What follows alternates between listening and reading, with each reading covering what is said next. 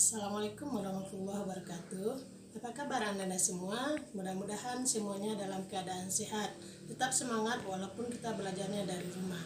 Nah, pada pertemuan kali ini kita akan mempelajari tentang pewarisan sifat pada makhluk hidup. Oke, langsung saja ya. Apa itu pewarisan sifat? Pewarisan sifat ini adalah penurunan sifat yang biasanya terjadi dari induk ke keturunannya atau dari orang tua ke anaknya. Misalnya orang tuanya punya rambut keriting, biasanya anaknya pun akan memiliki jenis rambut yang sama. Oke, yang kedua, genetika. Genetika ini adalah ilmu yang mempelajari tentang pewarisan sifat pada makhluk hidup. Dan yang ketiga adalah materi genetik atau bahannya. Di sini ada dua. Ada DNA atau deoksiribosonukleik acid dan yang kedua ada RNA atau ribosonukleik acid. Nah, ini dia tabel perbedaan antara DNA dan juga RNA. Yang pertama kita lihat dari gulanya. Nah, kalau DNA ini dia gulanya adalah deoksiribosa. Kalau RNA dia gulanya adalah ribosa. Yang kedua, kita lihat dari fungsinya. Kalau DNA fungsinya untuk pewarisan sifat, sementara RNA ini dia untuk sintesis atau pembentukan protein. Yang ketiga, kita lihat dari bentuknya.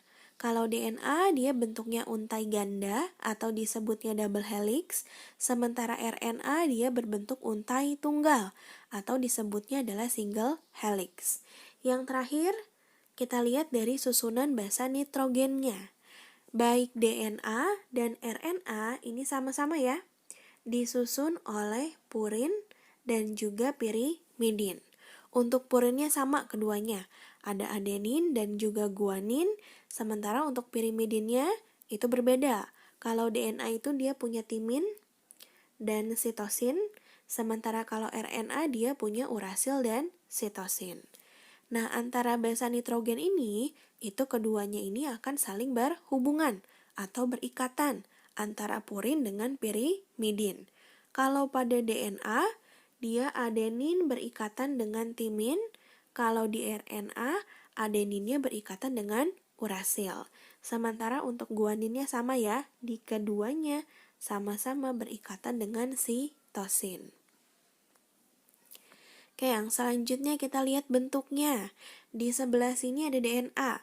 Tadi DNA itu bentuknya adalah untai ganda atau disebutnya double helix. Ini kita lihat di gambar nih. Ada dua untaiannya ya. Untaian pertama, ini untaian kedua. Sementara kalau RNA, dia ini adalah single helix. Jadi untaiannya itu hanya tunggal atau berjumlah 1. Oke, selanjutnya ada kromosom. Kromosom ini adalah materi genetik yang berupa benang halus atau kromatin yang fungsinya pembawa informasi genetik. Nah, ini dia gambarnya yang berbentuk seperti huruf X.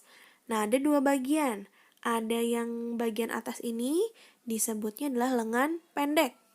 Bagian bawahnya ini kita sebut sebagai lengan panjang. Antara lengan pendek dan juga lengan panjang ini akan dihubungkan oleh yang disebut sebagai sentromer. Lalu di mana nih letak DNA-nya? Nah, DNA-nya ini dia terletak di dalam lengannya nih, di sebagian sininya nih.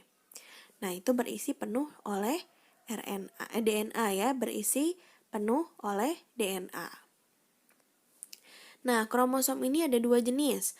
Ada kromosom tubuh yang disebut autosom, ada juga kromosom kelamin atau yang disebut sebagai gonosom. Nah, kromosom kelamin ini yang menentukan jenis kelamin seseorang. Kalau untuk perempuan, dia biasanya adalah XX. Kalau untuk laki-laki, dia itu adalah XY. Manusia sendiri ini memiliki jumlah kromosom sebanyak 46 kromosom. Biasanya berpasangan. Berarti kalau berpasangan ini jumlahnya sebanyak 23 pasang. Untuk perempuan biasanya ini 22 autosom ditambah XX. Sementara untuk laki-laki dia 22 autosom ditambah X, Y. Selanjutnya ada gen.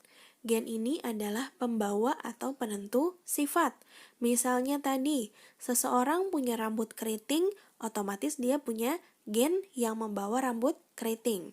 Bunga berwarna merah, berarti dia punya gen untuk warna merah. Nah, gen ini biasanya dituliskan dengan huruf. Ada huruf besar dan juga huruf kecil. Misalnya ini ada huruf besar nih di sini. Kalau huruf besar disebutnya adalah gen dominan. Sementara kalau yang huruf kecil ini disebut sebagai gen resesif. Nah, gen ini juga sama. Dia biasanya tidak sendiri, tapi selalu berpasangan. Kalau yang pasangannya besar-besar, maka disebutnya gen homozigot dominan. Homozigot itu artinya sama. Kalau dominan itu adalah tadi yang hurufnya besar. Nah, yang kedua, kalau yang satunya besar, satunya kecil. Ini disebutnya adalah gen heterozigot atau gen campuran. Yang terakhir, kalau gennya sama-sama kecil semua, maka berarti disebutnya adalah gen homozigot resesif. Nah, ada beberapa istilah dalam genetika. Yang pertama adalah fenotipe. Fenotipe ini adalah sifat yang tampak atau terlihat oleh mata. Misalnya warna bunga, warnanya merah, putih gitu kan.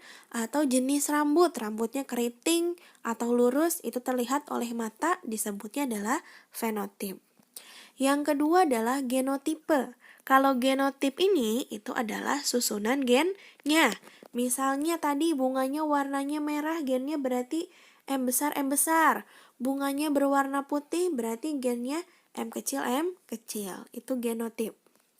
Yang ketiga adalah parental atau induknya. Kemudian yang keempat ada gamet, ini adalah sel kelamin. Dan yang terakhir adalah filial atau keturunan. Ini bisa filial pertama, bisa filial kedua, sampai seterusnya. Misalnya ada ayah, ibu menikah, punya anak, berarti anak tersebut adalah keturunan pertama, F1. Anaknya menikah lagi, punya anak lagi, cucunya berarti.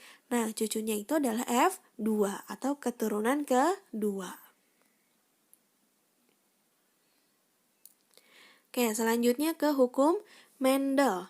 Nah, ada seorang ilmuwan ini yang namanya adalah Gregor Johann Mendel. Dia ini disebut sebagai bapak genetika karena berhasil membuktikan pewarisan sifat pada tanaman kacang ercis ini mengikuti pola-pola tertentu. Disebutnya adalah hukum Mendel. Hukum Mendel ini yang kita pelajari ada dua. Ada yang hukum 1 Mendel, ada yang hukum 2 Mendel. Tapi kita mulai dari yang 1 Mendel dulu ya. Oke, bunyinya seperti ini. Setiap gen akan berpisah atau bersegregasi secara bebas pada saat pembentukan gamet, sehingga disebut juga sebagai hukum segregasi.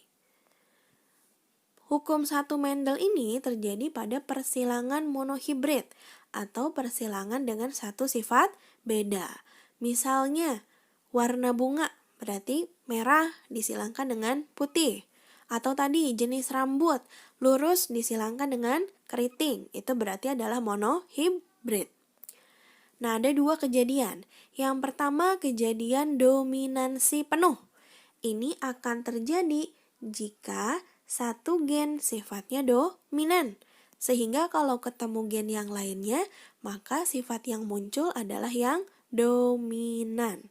Misalnya tadi, gen merah dominan bertemu dengan gen putih. Ketika bertemu, maka yang menang adalah yang merah. Yang kedua adalah sifat intermediate. Kalau intermediate ini itu terjadi jika kedua gen ini sama kuat. Kalau sama-sama kuat, tidak ada yang mau mengalah, berarti biasanya apa yang terjadi?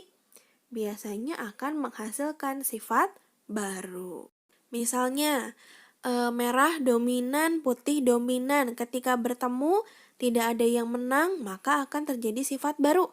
Sifat barunya ini adalah percampuran dari warna merah dengan putih menjadi merah muda. Atau misalnya rambut keriting menikah dengan rambut lurus. Dua-duanya gennya dominan. Ketika menikah, maka anaknya akan terjadi sifat baru yang disebutnya adalah ikal, yaitu percampuran antara lurus dan keriting. Oke, contoh soalnya.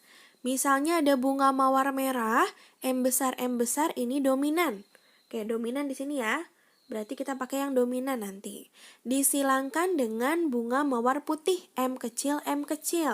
Yang ditanyakan bagaimana perbandingan fenotipe dan genotipe pada F2 atau keturunan kedua.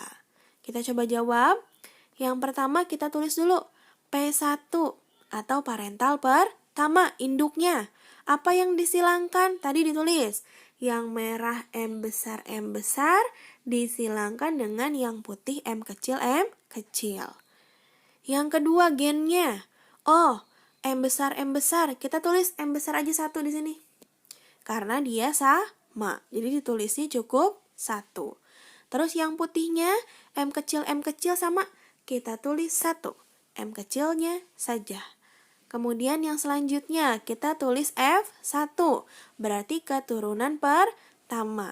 Keturunan pertamanya adalah M besar M kecil. Dari mana? Ini kita pertemukan nih. M besar M kecil. Kalau M besar M kecil berarti warnanya merah. Karena tadi sifat M besarnya adalah dominan. Jadi warna putihnya kalah. Oke, karena ditanyakan di soalnya ini adalah F2, maka kita lanjutkan. Kita tuliskan P2 atau parental kedua. Untuk parental kedua ini biasanya disilangkan sesama dari hasil F1-nya. Kita tuliskan merah M besar M kecil disilangkan dengan merah M besar M kecil. Kemudian kita tulis G-nya. G-nya ada 2, ada yang besar dan ada yang kecil, maka tulis kedua-duanya. Yang besar kecil. Kemudian kita tuliskan F2-nya. Nah, ini banyak F2-nya ya. Dari mana nih? Kita silangkan berarti di sini. Yang pertama, yang besar kita pertemukan dengan yang besar. Jadi M besar. Yang besar ini kita ke bawahkan. Berarti M besar M kecil. Yang di sebelah sininya kita ke ataskan yang kecil. M besar M kecil. Ingat, penulisan itu dimulai dari huruf yang besar. Jadi jangan menuliskan yang kecil dulu ya. Oke, di sini berarti yang terakhir. M besar M kecil. M kecil, maaf. Nah, ini. Nah, inilah hasil F2-nya. M besar, M kecil, M besar M kecil, dan M kecil. Tinggal kita cari kesimpulannya. Oke, kita tentukan sekarang fenotipenya, perbandingan fenotipe. Tadi fenotipe itu adalah sifat yang tampak oleh mata. Kita lihat, warna merahnya ada berapa? Ada 1, 2, 3. Berarti 3 merah. Dan putihnya 1, berarti 1 putih. Berarti perbandingan fenotipenya adalah 3 berbanding 1. Kemudian yang kedua adalah perbandingan genotipenya. Kita lihat gennya ada berapa jenis di sini? Oh, ada 3. Ada yang besar semua, ada yang besar kecil, ada yang kecil semua. Kita hitung yang besar ada berapa? 1. Kemudian yang besar kecil ada 2. Yang kecil semua ada 1, maka perbandingan genotipenya 1 berbanding 2 berbanding 1. Oke, sekarang kita ke contoh yang kedua. Misalnya ada bunga mawar merah, disilangkan dengan bunga mawar putih.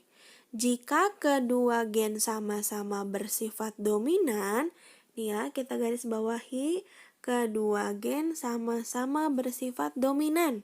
berarti yang dipakai adalah yang intermediate. Nanti akan ada sifat baru, percampuran dari warna merah dan putih. Jadi warna merah muda ya. Yang ditanyakan sama, bagaimana perbandingan fenotipe dan genotipenya. Cara mengerjakannya masih sama. Kita tulis dulu parental pertamanya, induknya. Yang merah besar semua disilangkan dengan putih yang kecil semua. Kita tulis lagi G-nya sama. Ditulisnya ada M besar, cukup 1 kali ditulis, dan juga M kecil, cukup 1 kali ditulis. Kemudian yang ketiga, ada F1-nya, keturunan pertama. Tinggal kita silangkan dari sini. Nah, M besar, M kecil. Karena tadi dua-duanya bersifat dominan, maka yang timbulnya adalah warna baru atau percampuran, yaitu adalah warna merah muda. Lalu kita lanjutkan lagi untuk mencari F2-nya.